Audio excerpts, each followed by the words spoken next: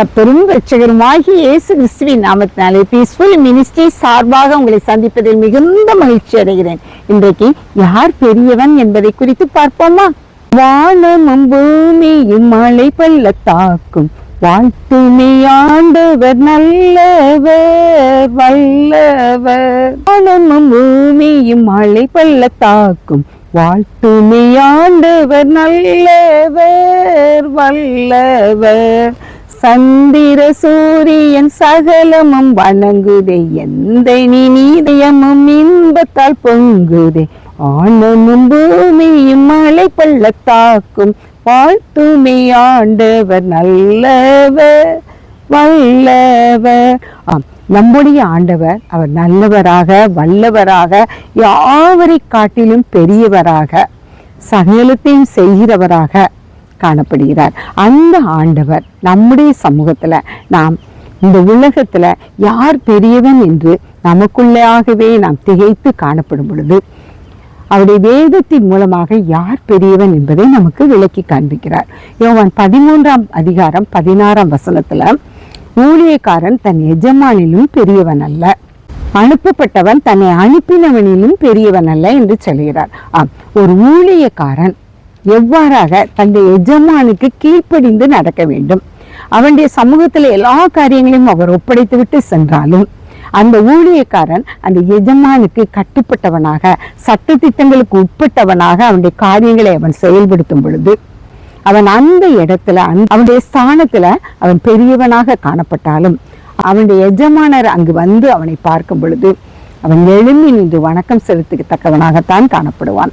அவனுடைய எஜமானர் தான் அங்கு பெரியவராக காணப்படுகிறார். அதே போல அனுப்பப்பட்டவன் தன்னை அனுப்பினவரிலும் பெரியவன் அல்ல. அனுப்பினவர் தன்னுடைய காரியமாக இவனுக்கு கட்டளை கொடுத்து அனுப்பியிருக்கிறார். அப்போ அந்த கட்டளை கொடுக்கிறவர் பெரியவரா, கட்டளையை பெற்றுக்கொண்டவன் பெரியவரா? கட்டளை கொடுத்தவர் தான் பெரியவர்.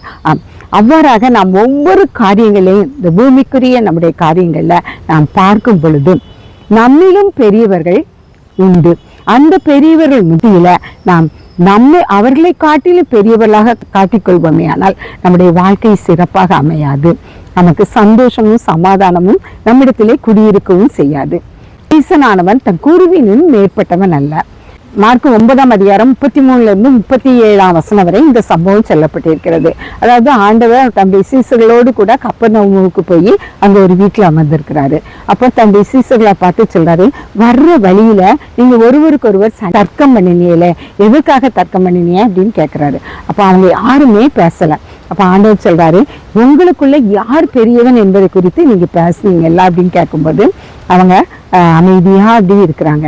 அப்ப ஆண்டவர் சொல்றாரு, ஒரு சிறு பிள்ளைய அவர் சமூகத்துல அவங்க நடுவுல சீசர்கள் நடுவுல கொண்டு வந்து நிப்பாட்டி அந்த பிள்ளைய அவர் அணைத்து கட்டி, இந்த பிள்ளைய போல நீங்க மாறினாதான் பரலோக ராஜ்யத்துல பிரவேசிக்கவும் முடியும்.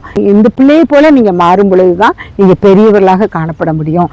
தன்னை அந்த பிள்ளை எவ்வளவு கள்ளம் கபடம் இல்லாம காணப்படுதோ அதுபோல உங்களுடைய இருதயங்கள்லையும் கள்ளம் கபடு காணப்படாம உங்களை பெரியவர்களாக நீங்க காட்டிக்கொள்ளாம எல்லாருக்கும் முன்பாக நீங்க தன்னை தான் தாழ்த்தி கொள்ளும் பொழுது நீங்க பெரியவர்களாக காணப்பட முடியும்னு அந்த கருத்தை அந்த சீசர்களுக்கு ஆண்டவர் பகிர்ந்து கொடுத்தார். இன்றைய காலகட்டத்துல நம்முடைய வாழ்க்கையில நம்ம எல்லா காரியங்களையும் நான் பெரியவனா நீ பெரியவனாங்கிறதுலதான் நம்ம போட்டி போட்டுக்கிட்டே காணப்படுறோம். 5:19 ஆண்டவருடைய கற்பனைகள்ல சிறிதான என்றையாயிலும் மீறி போதிக்கப்படுவோமே ஆனால் பரலோக ராஜ்யத்துல மிகவும் சிறியவன் எனப்படுவோம். அதே சமயம் அதை கரெக்டா சரியான முறையில போதிக்கிறவர்கள் பரலோக ராஜ்யத்துல பெரியவன் என்று அழைக்கப்படுவான்னு சொல்லப்பட்டிருக்கிறது. நாம போதிக்கக்கூடிய ஒவ்வொரு காரியமும் நம்ம பிள்ளைகளுக்கோ அல்லது நமக்கு வேண்டப்பட்டவங்களுக்கோ நம்ம ஏதாவது ஒரு காரியம் போதிப்போமே ஆனால் அவர்களுக்கு அது இடரில் உண்டாகும்படியாக நம்ம போதிக்க கூடாது. அவர்களுக்கு அது ஆனா சந்தோஷம் நிறைவா இருக்கத்தக்கதாக அவர்களுக்கு அந்த இடரலை அவர்களுக்கு இருக்கிற கஷ்டங்களை நீக்கி போடுவதற்கத்தக்கதாக நம்ம போதிக்கிறவர்களாக காணப்பட வேண்டும். ஒவ்வொருவருடைய காரியங்களும் நாம் மற்றவர்களோடு பேசி கொண்டிருக்கிற ஒவ்வொரு பேச்சையும் ஆண்டவர் உற்று கவனித்து கேட்கிறவராக இருக்கிறபடியால் மற்றவர்களுக்கு இடரில் இல்லாதவர்களாக நாம் காணப்பட வேண்டும். மாத்திரமல்ல 14 அதிகாரத்துல ஒரு சம்பவம் சொல்லப்பட்டிருக்கிறது. ஒருவன் கல்யாண வீட்டிற்கு அழைக்கப்பட்டிருப்பானே, அந்த கல்யாண வீட்டுல அவனுடைய சிவனை காட்டிலும் ஒரு கணம் பொருந்தியவன் வரும் பொழுது இவன் முதன்மையானவன இடத்துல போய் அமர்வானையாயின் அந்த அழைக்கப்பட்டவன் என்ன செய்வான், அவனை காட்டிலும் கணம் பொருந்தியவன் வரும் பொழுது இவனை நீ கொஞ்சம் பின்னால உட்காருன்னு சொல்லிட்டு அந்த ஆளை முதன்மையான இடத்துல உட்கார வைப்பார். அப்ப இந்த முதன்மையான சீட்ல அமர்ந்தவன் அவனுக்கு அது மன சஞ்சலத்தை கொடுக்கறதாக காணப்படும். அதே சமயம் இவன் முதல்ல அமரும் பொழுதே பின்னால அமர்ந்திருப்பானையாயின் அழைக்கப்பட்ட விருந்தாளி செய்கிறவர் அவனை முன்னதாக அழைத்து நீ இங்க உட்காருன்னு சொல்லும்போது அவனுக்கு அது மகிமை பொருந்தியதாக காணப்படும். அழைக்கப்பட்ட அழைப்பிலும் கூட நாம் என்ன செய்ய வேண்டும், முதன்மையானவர்களாக இருக்கணும் அப்படின்னு சொல்லி, மற்றவர்களை காட்டில் நம்ம முதன்மையானவராக இருக்கணும்னு சொல்லி, நான் தான் பெரியவன் சொல்லி நம்முடைய மனதிலே எண்ணம் கொள்வோமே. ஆனால் சில சமயங்கள்ல நாம் தள்ளப்பட்டவர்களாக மனவேதனையற்றவர்களாக காணப்பட முடியும். அப்ப யார் தான் பெரியவங்க அப்படின்னு நம்ம நினைப்போமானால் நம்முடைய உள்ளத்திலேயும் சரி, நம்முடைய இல்லத்திலேயும் சரி, நம்ம சரியான இருக்க வேண்டிய இடத்துல நாம இருப்போமே ஆனால், அதை சரியாக கடைபிடித்து நாம் நடத்தி செல்பவர்களாக காணப்படுவோமேனால் நாம் சிறியவர்களாக இருந்தாலும் ஆண்டவருடைய பார்வையில நம்ம பெரியவர்களாக காணப்படுவோம். எப்பொழுதும் நம்மை தாழ்மை சிந்தையுள்ளவர்களாக காணப்பட்டா மாத்திரம்தான் நம்ம பெரியவர்களாக காணப்பட முடியும். என்னுடைய சிறு பிராயத்துல நம்ம படிக்கும் பொழுது தமிழ் பாடத்துல துணை பாடம்னு உண்டு. அதுல இந்த கைவிரலை ஒன்று கொண்டு யார் பெரியவர்கள் என்று சண்டைப்பட்டதாக வாசித்த ஞாபகம் இருக்கிறது. அதாவது நம்முடைய கைவிரல்ல 10 விரல் இருக்கு. இதுல இந்த விரல்கள்ல நம்ம ஒரு கையை எடுத்துக்கொள்வோமேனால் சுண்டு விரல், மோதிர விரல், நடுவிரல், ஆள்காட்டி விரல், கட்டை விரல் என்ற 5 விரல் காணப்படுகிறது. அப்ப இந்த கட்டை விரல் சொல்லிச்சா நான் தான் இருக்கிறதுலே பெரிய விரல், விரல் இல்லைன்னா நீ எந்த வேலையும் செய்ய முடியாது, நான் தான் பெரியவன் சொல்லிச்சான். அப்ப ஆள்காட்டி விரல் சொல்லிச்சான், ஒரு ஆளை சுட்டி காட்டி பேசணுனாலும், நீ நல்லவன் கெட்டவன் சொல்லனாலும் நான் தான், நன்மை தீமைக்கும் நான் காரணமா இருக்கனால நான் தான் பெரியவன் சொல்லிச்சான். நடுவிரல் சொல்லிச்சான், உங்க 5 விரலையும் நான் தான் உயரமானவன், நான் தான் பெரியவன் அப்படின்னு சொல்லிச்சான். மோதிர விரல் சொல்லிச்சான், உங்க எல்லாருக்கும் கிடைக்காத பாக்கியம் அந்த நகை போடக்கூடிய பொன் நகைகளை அணியக்கூடிய அந்த மிகவும் உன்னதமான காரியம் எங்க விரல்ல தான் மாட்டுதாங்க. அதனால பொன்னை அணிவிக்கத்தக்க பெருமையுடையவன் நானா இருப்பதனால் இந்த மோதிர விரலாகிய நான் தான் பெரியவன் சொல்லிச்சான். அப்ப இந்த சுண்டு விரல் அழ ஆரம்பிச்சிட்டான்.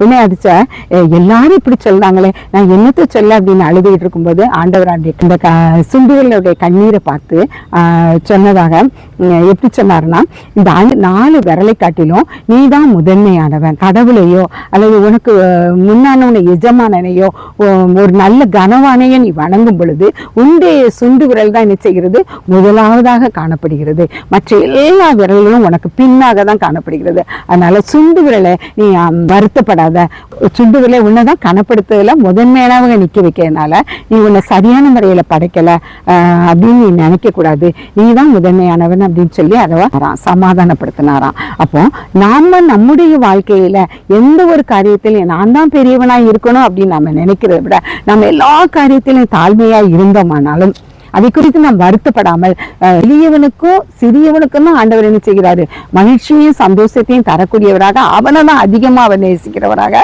காணப்படுகிறபடியால் இந்த உலகத்துல யார் பெரியவன் என்று சொல்லி ஒருவருக்கொருவர் போட்டியிடுவதை தவிர்த்து விட்டு ஆண்டவருக்கு பிரியமான பிள்ளைகளாக நம்மை நாம் முழுமையாக தாழ்த்தி அவருடைய சமூகத்தில் காணப்படணும். ஏன்னா ஆண்டவரே அவரை முழுமையாக தாழ்த்தி இடுப்புல அவருடைய அங்கியை கட்டி கொண்டு 12 சீசர்களையும் தன்னை காட்டி கொடுப்பான் யூதாசன்னு தெரிந்திருந்துமே எல்லாருடைய கால்களையும் பாதங்களையும் அவர் என்ன செய்தாரு, பாதத்தை கழுவி சுத்திகரிக்கிறவராக காணப்பட்டார். அப்போ நாம வணங்குகிற நம்ம நேசிக்கிற அந்த ஆண்டவே அவ்வளவு தாழ்மையாக அவர் இருக்கும் பொழுது காணப்படும் பொழுது நாம என்ன செய்யணும், அவரை போல அவரை நேசிக்கிற நாம் அவரை முன்மாதிரியாக கொண்டு ஒரு ரோல் மாடலாக நாம் வைத்துக்கொண்டு நாம் செயல்படும் பொழுது நாம் இந்த உலகத்துல சிறியவர்களாக காணப்பட்டாலும் அவருடைய கண்களுக்கு முன்பாக நாம் பெரியவர்களாக காணப்படுவோம் என்ற ஒரு நம்பிக்கையை ஒரு விசுவாசத்தை நம்பிக் கொண்டவர்களாக காணப்படும் பொழுது அந்த நம்மை உண்மையிலேயே பெருமைப்படுத்துவார்.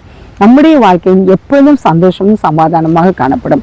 உலகத்துல நம்முடைய காரியத்துல நாம் பெரியவர்கள் விளங்க வேண்டுமானால் ஒரு சிறியவனை போல நாம் வாழ ஆண்டவர் ஒரு எளியவனை போல சிறியவனை போல வாழ நமக்கு கற்றுத் தருகிறார். அதை நாம் கடைபிடித்து வாழும் பொழுது நம் சந்தோஷமும் சமாதானமும் நம்முடைய இதயத்தில் குடியிருக்கத்தக்கதாக ஆண்டவர் ஒவ்வொருவருக்கும் கிருபை செய்வார். ஆண்டவர் தாமே இந்த வார்த்தைகளை ஆசீர்வதிப்பாராக. ஜெபம். எங்களை அளவில்லாமல் நேசிக்கிற அருமையான தகப்பனே, நன்றியோடு துதிக்கிறோம், ஸ்தோத்திரிக்கிறோம்ப்பா. தகப்பனே, இந்த உலகத்திலே நாங்கள் ஒவ்வொரு காரியங்களிலும் நான் பெரியவனா என்று சொல்லி நாங்கள் எங்களை நாங்களே கேள்வி கேட்கிறவர்களாக இல்லாமல் தகப்பனே, உம்முடைய சமூகத்துக்கு முன்பாக எல்லாருக்கும் முன்பாக நாங்கள் அப்பா ஒருவரோடு ஒருவர் அன்புள்ளவர்களாக அப்பா சந்தோஷமுள்ளவர்களாக காணப்படத்தக்கதாக நாங்கள் காண செய்ய நீர் எங்கள் ஒவ்வொருவருக்கும் இரக்கம் பாராட்டும்பா. நீர் எங்களை பெரியவன் என்ற கேள்விக்குறிக்கு இடமளிக்காதவனும் எங்கள் ஒவ்வொருவரையும் வழிநடத்த வேண்டும் என்று உடைய பொற்பாதம் பணிந்து சமர்ப்பிக்கிறோம். எங்களை ஆண்டு வழி நடத்தும் இயேசுவின் மூலம் ஜெபிக்கிறோம் நல்ல பிதாவே. ஆமேன், ஆமேன்.